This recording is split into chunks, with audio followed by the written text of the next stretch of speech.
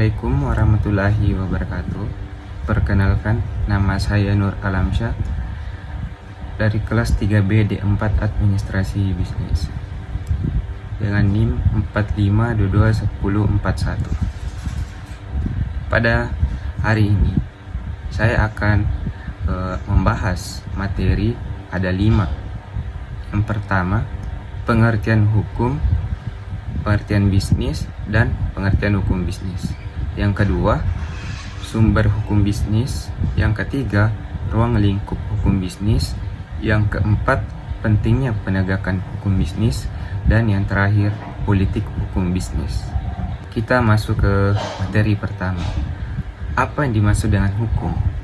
Hukum adalah sistem yang terpenting dalam pelaksanaan atas rangkaian kekuasaan, kelembagaan dari bentuk penyalahgunaan kekuasaan dalam bidang politik, ekonomi, dan masyarakat dalam berbagai cara dan bertindak sebagai perantara utama dalam hubungan sosial antar masyarakat terhadap kriminalitas. Dalam hukum pidana yang berupayakan cara negara menuntut pelaku dalam konstitusi hukum menyediakan kerangka kerja bagi penciptaan hukum. Adapun beberapa definisi hukum menurut beberapa ahli. Yang pertama itu menurut Van Kant. Hukum ialah keseluruhan peraturan hidup yang bersifat memaksa untuk melindungi kepentingan manusia di dalam masyarakat. Peraturan dalam menjalankan kehidupan diperlukan untuk melindungi kepentingan dengan tertib. Yang kedua itu menurut Wiryono Kusumo. Hukum adalah keseluruhan peraturan, baik yang tertulis maupun tidak tertulis, yang mengatur tertib dalam masyarakat dan terhadap pelanggarannya umumnya dikenakan sanksi. Sedangkan tujuan dari hukum adalah untuk mengadakan keselamatan, kebahagiaan, dan ketertiban dalam masyarakat.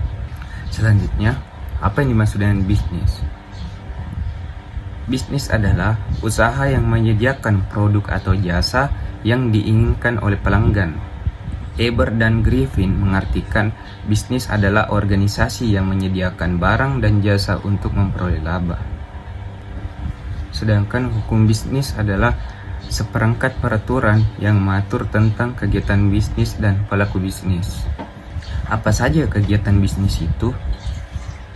Kegiatan bisnis itu seperti jual beli, perusahaan go public, perusahaan PMA, kapalitan, PKPU, dan likuidasi, merger dan akuisisi, perkreditan dan pembiayaan, jaminan hutang, surat berharga, hukum ketenagakerjaan, hak milik intelektual, dan lain-lain. Materi selanjutnya, sumber hukum bisnis. Ada 2. Yang pertama, sumber hukum material, dan yang kedua, sumber hukum formil. Sumber hukum material adalah tempat dari mana materi hukum itu diambil, merupakan faktor yang mempengaruhi terbentuknya hukum. Adapun sumber hukum material bisa seperti hubungan sosial, kekuatan politik, situasi sosial ekonomi, keadaan geografis, tradisi, dan penelitian ilmiah. Yang kedua, sumber hukum formil. Sumber hukum formil adalah tempat dari mana suatu peraturan memperoleh kekuatan hukum atau tempat di mana hukum dapat ditemukan. Berkaitan dengan bentuk atau cara yang menyebabkan peraturan hukum formal berlaku. Adapun sumber hukum material bisa seperti undang-undang, kebiasaan masyarakat adat, traktat atau perjanjian internasional, dalam kurung itu perjanjian yang diadakan antara negara atau lebih. Traktat hanya berlaku setelah diratifikasi oleh Presiden melalui DPR. Jurisprudensi yaitu putusan hakim terdahulu yang telah inkrah dan diikuti oleh hakim kemudian mengenai masalah yang sama, dan doktrin atau pendapat para ahli hukum. Materi selanjutnya yaitu fungsi hukum. Ada 3. Yang pertama, sebagai sumber informasi praktis. Yang kedua, memberitahu hak dan kewajiban seorang bisnis. Dan yang ketiga, menciptakan perilaku dan sikap yang adil. Fungsi hukum bisnis. Belum afdol jika kamu belum tahu fungsi hukum bisnis, terutama bagi para pebisnis pemula. Kenapa demikian? Karena ada beberapa fungsi penting saat mendalami ilmu hukum bisnis. Yang pertama itu sumber informasi praktis. Fungsi hukum bisnis bagi pemula tidak sekedar sebagai aturan saja, tetapi sebagai sumber informasi yang dapat dimanfaatkan sebagai para pelaku pengusaha, mulai dari pemuda sampai yang sudah profesional. Yang kedua, memberitahu hak dan kewajiban seorang bisnis. Salah satu tujuan hukum bisnis adalah memberikan arahan atau membantu dalam memahami hak dan kewajiban seorang pebisnis, terutama bagi pelaku bisnis pemula. Banyak di antara mereka yang tidak tahu hak mereka apa dan tidak tahu apa yang seharusnya mereka lakukan. Karena alasan itulah, contoh, pebisnis pemula wajib mempelajari tentang hukum bisnis saat ini. Dan yang ketiga, menciptakan perilaku dan sikap yang adil. Ada banyak pelaku bisnis yang menjalankan usaha mereka dengan cara yang beragam, mulai dengan cara curang, namun banyak juga yang menjalankan bisnis mereka dengan sehat, dinamis, dan berkeadilan. Nah, kehadiran hukum bisnis ini tidak lain untuk mendorong pelaku bisnis untuk menjalankan aktivitas mereka dengan sehat. Karena jika mereka melakukan dengan cara yang nakal dan curang, mereka akan mendapatkan sanksi dan mendapatkan punishment. Materi selanjutnya itu ruang lingkup hukum bisnis. Yang pertama itu ada kontrak bisnis, pasar modal dan perusahaan go public, kegiatan jual beli oleh perusahaan, likuidasi dan palit, merger, akuisisi dan konsolidasi, pembiayaan dan perkreditan, jaminan hutang, surat-surat berharga, dan hak kekayaan intelektual industri.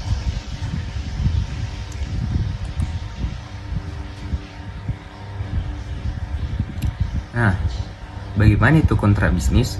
Kontrak bisnis merupakan suatu perjanjian dalam bentuk tertulis di mana substansi yang disetujui oleh para pihak yang terkait di dalamnya bermuatan bisnis. Adapun bisnis adalah tindakan-tindakan yang mempunyai nilai komersial. Dengan demikian, kontrak bisnis adalah perjanjian tertulis antara dua lebih pihak yang mempunyai nilai komersial. Selanjutnya, perusahaan go public dan pasar modal. Pasar modal sama seperti pasar pada umumnya, yaitu tempat bertemunya antara penjual dan pembeli. Di pasar modal, yang diperjualbelikan adalah modal berupa hak pemilik perusahaan dan surat pernyataan hutang perusahaan.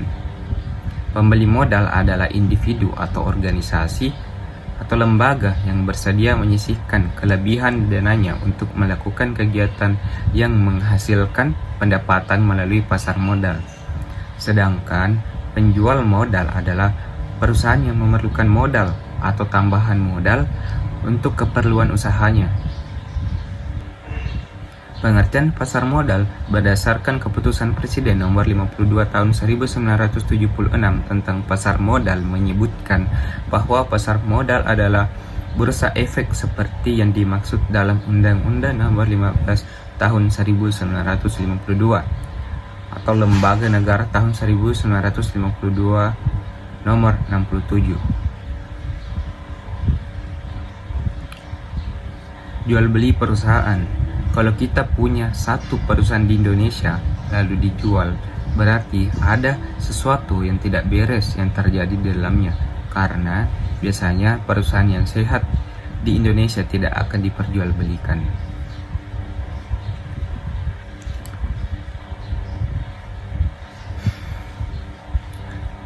Selanjutnya ada kapalitan dan likuidasi. Kapalitan dalam pasal 1 ayat 1 peraturan kapalitan yang lama menyatakan setiap berutang atau debitur yang ada dalam keadaan berhenti membayar, baik atas laporan sendiri maupun atas permohonan seseorang atau lebih, berpiutang atau kreditur.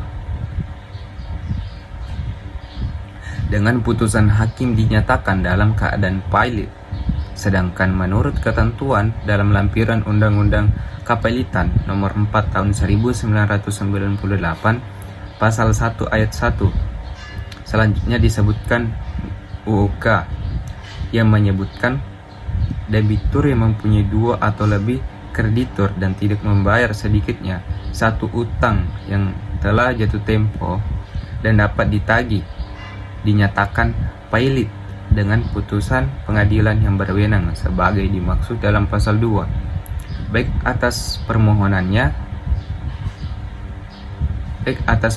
sendiri maupun atas permintaan seorang atau lebih krediturnya. Pernyataan pilot tersebut harus melalui proses pemeriksaan di pengadilan setelah memenuhi persyaratan di dalam pengajuan permohonannya.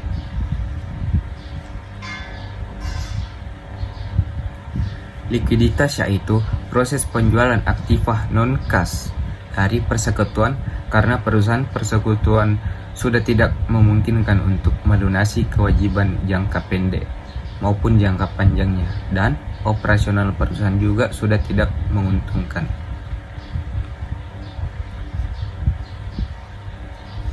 Selanjutnya ada merger konsolidasi dan akuisisi, perkreditan dan pembiayaan, jaminan hutang, dan surat-surat berharga lainnya.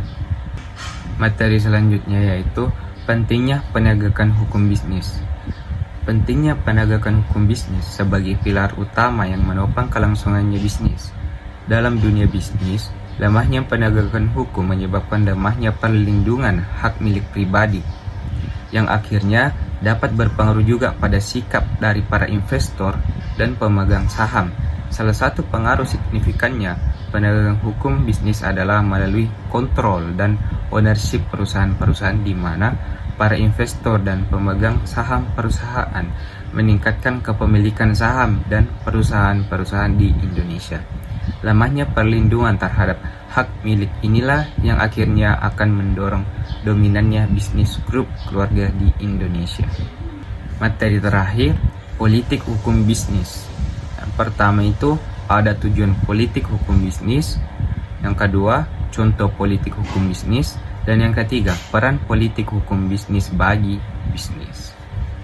Baik, saya akan menjelaskan politik hukum bisnis itu kebijakan hukum yang mengatur dan mempengaruhi kegiatan bisnis.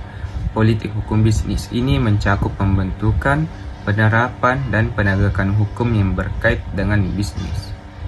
Selanjutnya, tujuan politik hukum bisnis adalah untuk menciptakan lingkungan bisnis yang kondusif bagi pertumbuhan dan perkembangan bisnis. Lingkungan bisnis yang kondusif dapat diwujudkan melalui hukum yang jelas, adil, dan konsisten. Ruang lingkup hukum bisnis meliputi yang pertama, pembentukan hukum bisnis yang mencakup penyusunan undang-undang, peraturan pemerintah, dan peraturan perundang-undangan lainnya yang terkait dengan bisnis. Yang kedua, penerapan hukum bisnis yang mencakup penegakan hukum oleh aparat penegak hukum seperti kepolisian, kejaksaan, dan pengadilan. Dan yang ketiga, penegakan hukum bisnis yang mencakup upaya penegakan hukum oleh pelaku bisnis sendiri seperti melalui kode etik bisnis. Adapun contoh hukum bisnis di Indonesia antara lain Undang-Undang Nomor 11 Tahun 2020 tentang Cipta Kerja yang bertujuan untuk menyederhanakan dan menertibkan perizinan usaha. Undang-Undang Nomor 5 Tahun 1999 tentang larangan praktik monopoli dan persaingan usaha tidak sehat yang bertujuan untuk menciptakan persaingan usaha yang sehat. Dan yang ketiga, Undang-Undang Nomor 8 Tahun 1999 tentang perlindungan konsumen yang bertujuan untuk melindungi konsumen dari praktik bisnis yang merugikan.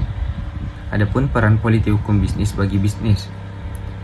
Yang pertama itu menjamin kepastian hukum bagi pelaku bisnis, menciptakan persaingan usaha yang sehat, melindungi konsumen, dan meningkatkan investasi. Pada akhirnya, politik hukum bisnis yang baik akan dapat mendorong pertumbuhan dan perkembangan bisnis yang berkelanjutan. Mungkin itu saja yang sempat saya sampaikan. Lebih dan kurangnya mohon dimaafkan. Nun wal kalami wa maisdurun, demi pena dan apa yang dituliskannya. Wabillahi taufiq wal hidayah. Wassalamualaikum warahmatullahi wabarakatuh.